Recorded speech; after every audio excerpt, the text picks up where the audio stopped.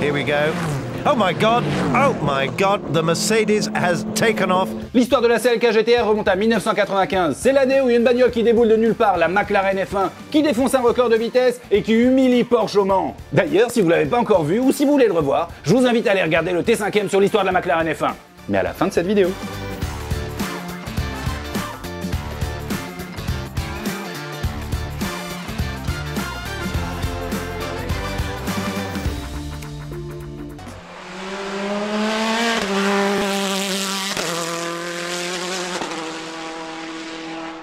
Après cette défaite au Mans, Porsche n'attendait qu'une chose, prendre leur revanche contre McLaren. Sauf que McLaren, Le Mans, ils sont venus qu'en 95. Ils sont venus, ils ont védi, ils ont véchi, et ils sont jamais revenus. Du coup, Porsche, ils ont conçu la 911 GT1, une voiture incroyable dont il faudra que je vous parle un jour, pour aller battre McLaren dans une nouvelle catégorie qui s'appelait le GT Series, ou encore le FIA GT. Et à cette époque-là, Mercedes-Benz, ils gagnaient tout, mais dans une autre catégorie qui avait rien à voir, l'ITC, c'était championnat du monde de tourisme, des voitures de tous les jours, mais sur des circuits. Et ce championnat ITC, Mercedes-Benz, il le gagne tellement haut la main en 1996 que tous les concurrents décident d'abandonner. En 97, il n'y a plus personne. Ils ont tellement gagné tout le monde que les gens ils se sont sentis salis, souillés. Ils sont rentrés chez leur mère en pleurant. Et Mercedes-Benz, ils se sont retrouvés tout seuls en ITC, sans personne à défoncer. Du coup, la FIA, ils ont supprimé la catégorie. Et c'est pour ça que pour la saison 97, Mercedes-Benz, ils se cherchaient un nouveau terrain de jeu, où ils pourraient de nouveau défoncer tout le monde. Et surtout, défoncer les Porsche. Et c'est ainsi que Mercedes-Benz a décidé de rejoindre la joyeuse troupe dont je vous parlais au début, en FIA GT. Ils avaient l'expérience de la compétition, des pilotes, des mécanos de malades, il leur manquait rien. Ah si, une bagnole.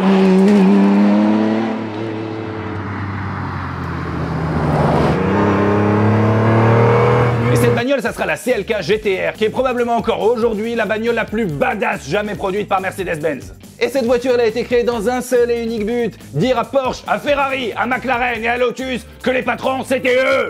Seul petit problème, et pas des moindres, il leur restait à peine 6 mois avant la première course de la saison. Et chez Mercedes, personne n'avait encore commencé à réfléchir à la bagnole. Qui a dit que les Allemands étaient bien organisés? Vous pensez que le timing était serré? Eh ben pas eux. C'était ça les années 90, on portait des costumes trop grands, on avait des coupes mulets, on écoutait Gala à la radio, et chaque matin au petit-déj, on prenait un petit rail dès la petite enfance, justement pour faire face à ce type de problème. Et toi, tu mets le lait avant la poudre ou après la poudre? Je disais donc, il leur restait à peine 6 mois pour construire une voiture de course, genre hypercar du futur. Et dans ce même délai, ils devaient en construire au moins 20 homologués pour la route, parce que c'est la réglementation qui l'imposait. Et cette mission a été confiée à AMG en mode patate chaude. Tiens, débrouille-toi avec cette merde! Et AMG, ils ont accompli l'exploit en partant d'une feuille blanche de produire cette voiture en 128 jours à peine. Tu m'étonnes qu'assembler un moteur de C63, ça leur prend à peine quelques heures, ils sont pas câblés comme nous! D'ailleurs, vous savez quelle base ils ont utilisé pour faire leur premier prototype? Une McLaren F1, mais chut, faut pas le dire. T'imagines, toi, les gars de chez AMG qui doivent être connus par tous les constructeurs du monde, qui débarquent chez McLaren et qui achètent une F1 en toute discrétion? Bonjour. Bonjour. On est en voyage scolaire. Je fais quoi? Et pour faire plaisir aux gens du marketing, cette CLK GTR, elle allait reprendre les phares, les feux arrière et la calandre du CLK de l'époque. Jusqu'à l'étoile sur le capot. C'est une Mercedes! Et pour permettre à cette CLK GTR de se déplacer à des vitesses de type supersonique, ils ont choisi d'utiliser le moteur le plus gros qu'ils avaient à la maison. Le V12 M120 de 6 litres qu'on retrouvait notamment sous le capot de la classe S. Sauf que cette fois-ci, il était gonflé à un peu plus de 600 chevaux! Avril 1997, à Hockenheim, c'est la première course de la saison de FIA GT. Mercedes-Benz a aligné 2 CLK GTR sur la grille. Elles sont parties P1 et P2, c'est bien, mais ça n'a pas duré longtemps. La première de 2 voitures a dû abandonner au bout de 5 tours pour casse mécanique, et la deuxième finit 20 tours derrière la McLaren de tête. Pas vraiment un exploit, hein. Mais pas question de baisser le bras, les bras. Tu l'avais pas eu? Non, je l'avais pas. Elle est horrible. Et ils se sont remis au boulot pour régler ce qui devait l'être sur ces voitures de course qui étaient pas tout à fait finies. 4 semaines plus tard à Silverstone, Bernd Schneider, il devait pas avoir entraînement ce jour-là, finit 2e, collé au cul de la McLaren de tête. C'est bon, les CLK GTR étaient lancés. Et encore quelques semaines plus tard, les CLK GTR se classent P1 et P2 au Nürburgring. Mercedes-Benz have won a GT race at last. Et cerise sur le gâteau, ils gagnent 5 des 7 courses restantes, ce qui fait qu'à la fin de la saison, ils étaient champions du monde, constructeurs et pilotes. Et tout ça avec une voiture incroyable, imaginez, conçue en à peine 4 mois. Et cette bagnole, si on était très riche, on pouvait même l'acheter pour rouler sur la route. Enfin, quand je dis riche, c'est immensément riche. À l'époque, c'était la voiture la plus chère du monde, 11 millions de francs. Et si vous en cherchez une aujourd'hui, je sais même pas combien ça cote, mais énormément d'argent. À ce prix-là, je parie que tous les propriétaires les ont mis sous cloche dans des abris antiseptiques, anti-atomiques, anti-rayures, anti-tout, pour les garder parfaitement neuves dans un état clinique.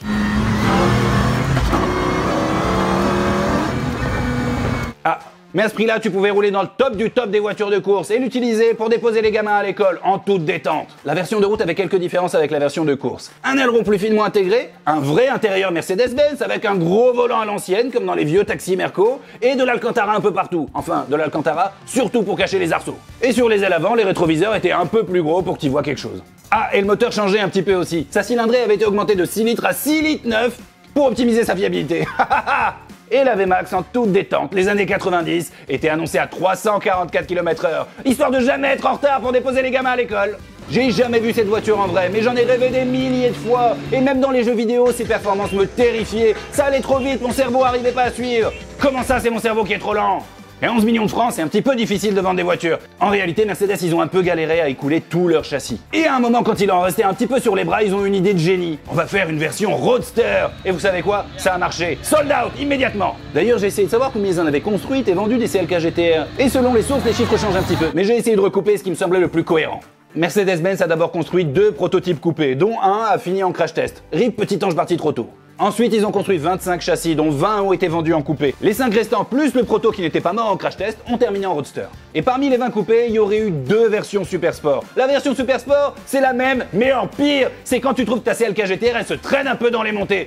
Du coup, le moteur, c'est plus un V12 6 litres 9. Non, c'est le 7 litres 3 qui équipe la Pagani Zonda. YOLO! Il y aurait donc eu au total 26 CLK GTR et pas une de plus. Ce qui en fait une supercar ultra rare sur le marché. Après avoir remporté la saison 97 de FIA GT, Mercedes-Benz, ils ont décidé de s'attaquer à la course ultime, le Mans. Et pour gagner le Mans, ils ont décidé de faire évoluer la CLK GTR, qui allait devenir la CLK LM. Le gros V12, au revoir. Ils l'ont remplacé par un V8 plus compact et présumé plus fiable, tout en étant aussi performant. Comme vous le savez, au Mans, pour gagner, il faut être ultra rapide dans les lignes droites. Et c'est pour ça que pour la CLK LM, ils ont revu l'aéro de fond en comble pour optimiser les phases de vitesse maximale. Et si vous avez l'œil, vous relèverez vous-même les petites différences visuelles qu'il y a entre les deux voitures. Mais la plus importante d'entre elles est une différence pratique. Les portes ne sont plus en élytre, mais en ailes de mouette. Gullwing, comme ils disent les Allemands. Et c'était pas uniquement pour faire joli. Des portes Gullwing, quand t'es pilote sur les 24 heures du Mans, c'est plus facile pour te jeter dans la bagnole. Le départ des 24 heures du Mans 98 est donné. Freinage, Bernd Schneider, Martin Brundle.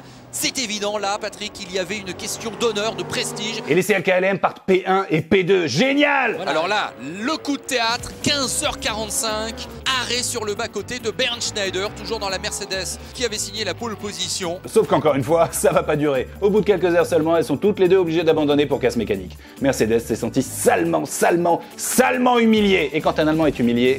Mais bon, tout n'était pas perdu, la voiture était pas assez fiable pour courir pendant 24 heures, c'est pas grave. Toutes les autres courses du championnat étaient beaucoup plus courte. Et la voiture, elle était ultra performante. Et vous savez quoi, Mercedes-Benz, ils ont encore fini champion à la fin de la saison. De tellement loin que, comme en ITC, tous les concurrents ont décidé d'abandonner à la fin. Et la catégorie a encore une fois été supprimée. Je vous ai dit qu'il fallait pas les chauffer, Mercedes. Cette victoire haut la main de Mercedes en 98 est hyper symbolique. Ils ont fait abandonner Porsche, Ferrari, McLaren, Lotus. Tout le monde, tous, ils ont dit la course automobile, en tout cas dans cette catégorie. Non, désolé les mecs, Mercedes, ils sont trop forts. Ciao. Et c'est ça qui a fini de construire le mythe de la CLK GTR. Enfin, presque. Ah, et pour ceux que ça intéresse, il existe un modèle homologué route de la CLK LM. Un seul modèle de la Mercedes la plus mythique jamais produite. Malgré cette victoire loin devant tout le monde, Mercedes-Benz, ils n'étaient pas satisfaits. Vous savez pourquoi? Parce qu'il y a une course qu'ils n'avaient pas gagnée sur la saison, le Mans. Et c'est pour ça que Mercedes, ils ont décidé de revenir encore l'année suivante dans une nouvelle catégorie, avec une évolution ultime de leur CLK GTR, et en réalité, ils auraient jamais dû le faire. Comment ça, pourquoi? La CLK GTR, qui était devenue CLK LM, allait devenir CLR pour concourir dans une toute nouvelle catégorie qui allait s'appeler LM GTP pour Le Mans GT Prototype. La catégorie LM GT Proto, c'est un peu comme le FIA GT, sauf que t'as pas besoin de produire 20 exemplaires homologués pour la route, ce qui fait que tu peux complètement te concentrer sur ta voiture de course. Et surtout, cette catégorie, elle était complètement YOLO avec les lois de la physique.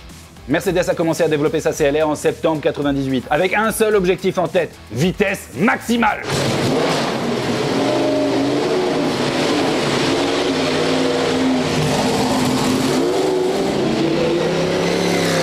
Quand on compare les chiffres avec la CLK GTR qui était déjà terrifiante, il y a de quoi se chier dessus. 10 cm plus basse, 500 kg en moins, 100 chevaux de plus et une vitesse maximale de 349 km/h. Personnellement, je ne suis pas inquiet. Et au-delà des chiffres, ce qu'il faut que vous reteniez, c'est que cette voiture, elle a été conçue pour surfer sur le fil ultra fin qui sépare la vitesse maximale contrôlée Du crash imprévisible. Début 99, Mercedes teste dans le plus grand des secrets sa CLR sur les plus beaux circuits du monde. California Speedway, Miami, Manicourt, Hockenheim. Ils font plus de 30 000 km de tests et la voiture se comporte super bien.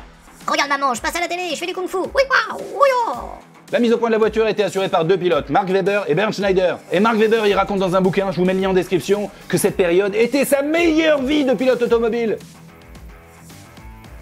Les 24 heures du Mans durent 24 heures? Ok, nous on va faire des sessions d'entraînement qui durent 30 heures. Comme ça ils étaient sûrs que leur voiture allait marcher le jour de la course. Et tout se passait super bien. Enfin, presque. Parce que toutes ces sessions d'entraînement, même si elles duraient 30 heures, elles n'étaient pas faites sur le circuit du Mans. La première fois que la voiture allait rouler sur le circuit de la Sarthe, c'était en mai 99. Et à partir de là, plus rien ne se passe comme prévu. Premier avertissement, Mark Webber fait une sortie de route dans la deuxième chicane des Hunaudières. Une suspension qui casse net.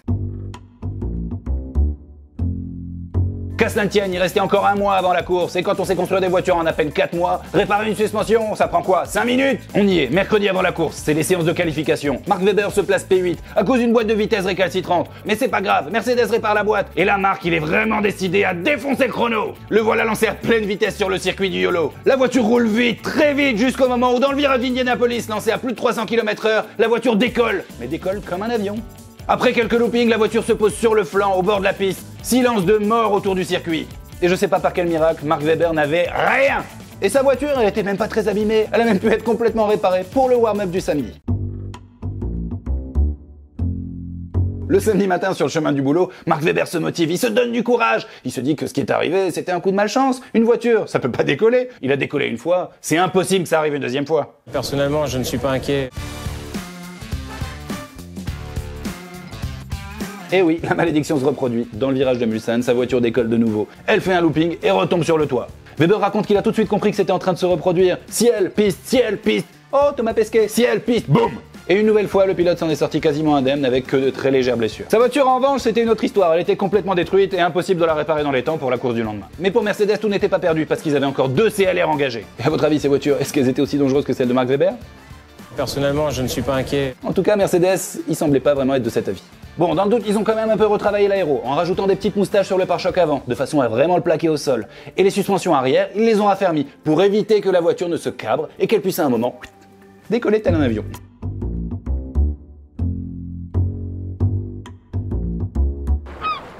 Sauf que ça n'allait pas suffire. La course est lancée, les 2 CLR marchent super fort, elles sont dans le peloton de tête. Et chez Mercedes, on se dit, maquet, les réglages aéro, c'était une super idée, avec l'accent allemand. Make sure the slower cars see them. Here we go. Oh my God, the Mercedes has taken off. That's Peter Dumbreck at the wheel of the number 5 Mercedes. The car flew right up into the air, over the barriers, over the wire and into the trees. Let's look at this again. Vers 20h, la CLR de Peter Dumbreck attaque le virage de Mulsanne. Il est lancé à plus de 330 km/h et la voiture décolle. Il fait 3 loopings, il passe de l'autre côté du rail de sécurité et il termine dans les arbres. Le crash est incroyablement violent. Personnellement, je ne suis pas inquiet. Eh ouais, jamais Schweiß en dry. Mark Webber a vu toute la scène, la veille il avait fait quasiment le même accident. Il est en rage, il pense que son pote est mort. Sauf que pour le cul bord des nouilles aussi, jamais Schweiß en dry. Son pote, il s'en est sorti indemne. Suite à ce 3e crash, Mercedes-Benz décide enfin qu'il est temps d'arrêter les frais. Ils font sortir la 3e voiture qui n'avait pas encore décollé, ils remballent tout et ils se barrent du circuit sans même dire au revoir. Plus de Mercedes en course et vous voyez le nouveau classement, 82 tours. Et on ne les reverra plus jamais en endurance. Voilà pourquoi je vous disais qu'ils auraient dû s'arrêter en 98. Ils avaient gagné haut la main, ils avaient humilié tout le monde, ça suffisait pour la postérité. Pourquoi revenir au Mans avec une voiture dangereuse? Les mecs, c'est pas sérieux. Et sinon ces voitures, pourquoi elles décollaient? On pense tous à Mercedes quand on parle de voitures volantes au Mans, sauf qu'en réalité, c'est aussi arrivé à Porsche en 98 et à BMW en 2000. C'était pas vraiment la faute des constructeurs, enfin, un petit peu. C'était aussi la faute de la réglementation qui permettait de faire des trucs vraiment super dangereux avec l'aéro pour aller le plus vite possible. Le problème, c'était pas la voiture, c'était la catégorie.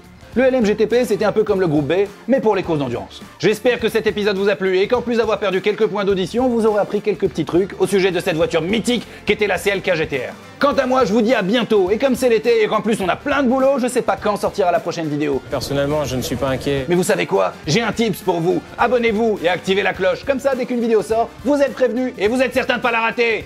Et sinon, je vous ai déjà dit qu'on faisait de super casquettes et des super t-shirts. Allez-y, c'est sur le site, l'URL est là. Allez, salut!